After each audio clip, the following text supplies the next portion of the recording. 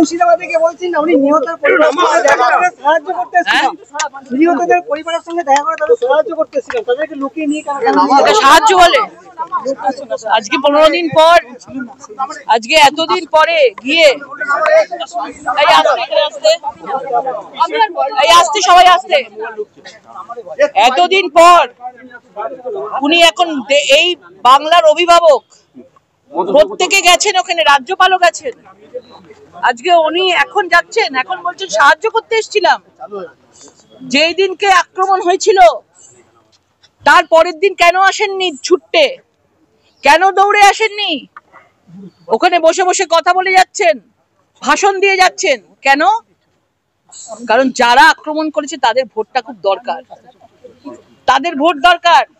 তারা হিন্দুদের বাড়িতে খুঁজে খুঁজে গিয়ে আক্রমণ করে এসছে, তাদেরকে ভয় দেখানো এইভাবে, যেভাবে আজকে মুখ্যমন্ত্রী চুপ করে থাকা মানে হিন্দুদেরকে আগামী ইলেকশনে এরকমই ভয় দেখানো হবে, তারা যেন ভোট না দিতে আসে। এবং এই ধরনের পরিস্থিতি একবার যারা দেখিয়ে দিয়েছে ট্রেলার, ভেবে দেখুন আজকে 500 পরিবার আজকে মালদা, মুর্শিদাবাদ থেকে মালদায় গিয়ে আশ্রয় নিয়েছে। এবং এই প্রশাসন মিথ্যা কথা বলতে পারবে না, এই প্রশাসনই তাদেরকে সিকিউর করবার জন্য অন্য জায়গায় নিয়ে গিয়ে তাদের স্কুলে রেখেছে। এখন গিয়ে উনি ভেবেছেন যে দুজন হিন্দু বাবা এবং ছেলে মারা গেছেন, হরগোবিন্দ এবং চন্দন দাস, তাদের পরিবারকে হাইজ্যাক করে নিয়ে স্টেজের মধ্যে এসে তৃণমূলের পতাকা ধরাবো। সব ব্যাপারে রাজনীতি, সব ব্যাপারে। বয়েলগাঁওতেও রাজনীতি করবো, কাশ্মীর নিয়ে একটা কথা বলবো না। সন্ত্রাসবাদীদের কোনো ধর্ম হয় না, আর সেখানে সারা দেশ দেখছে, প্রত্যেকটা প্রত্যক্ষদর্শী বলছে যে ধর্ম দেখে দেখে আলাদা করে খুন করা হয়েছে, গুলি করা হয়েছে মাথায়। সব জায়গাতে তিনি রাজনীতি করতে চাইছেন, মুর্শিদাবাদের কাছে রাজনীতি করতে সফল হননি উনি। যতই উনি ওনার ভাষণ দিয়ে মুখ বন্ধ করবার চেষ্টা করুক, মানুষ বুঝে গেছেন জগন্নাথ মন্দির, আরো কত কি মন্দির করুক না, শিব মন্দির, জগন্নাথ মন্দির, যতই মন্দির করে দেখানোর চেষ্টা করুক, ওনাকে আর খুব বিশ্বাস করে না। তারা নিজের ইচ্ছায় এসছে, তারা নিজেরা বলেছে, তারা নিজেরা পালিয়ে এসেছে। যেখানে তাদের পরিবারের দুজনকে কুপিয়ে খুন করেছে, আপনারা সবাই সেই ভিডিও দেখেছেন, নৃশংস। উনি এখন এসছেন, আমরা তো অবাক হয়ে যাই।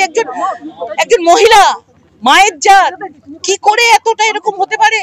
শুধুমাত্র ভোটের জন্য, ভোট ছাড়া কিছু বোঝে না, সবকিছুতে রাজনীতি। বেশ করেছে তারা চলে এসছে।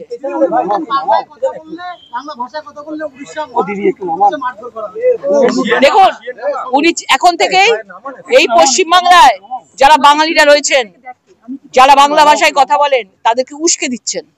আগের বারও তাই করেছিলেন, বাঙালিদেরকে উস্কেছেন। আমাদের এই বাংলায় উড়িয়া, বিহারি, উত্তরপ্রদেশের লোক, রাজস্থানী, আজকে গুজরাটি সবাই থাকে এখানে, উনিও ভালো করে জানেন। এবং ওনার এখন দরকার যে বাংলা ভাষা, বাঙাল দেখেছেন 2021-এ বাঙালি, আমরা বাঙালি, বাইরে থেকে বাহারিরা এসছে এই নিয়ে রাজনীতি করতে। এখনো দেখেছেন এই শুরু হয়ে গেছে, উড়িয়া কোথায়, উড়িয়া কোথায়, বাঙালি কোথায়, বিহারি, এইসব শুরু হয়ে গেছে। সবাই বুঝতে পারছে। বলবো সবাই এইবারে আবার কেউ বোকা বেনে যাবেন না। যেরকম ভাবে বোকা বেনে জগন্নাথ মন্দির করেছেন, জগন্নাথ ধাম বানানোর চেষ্টা করছেন, সেরকম আর কেউ বোকা বানবেন না।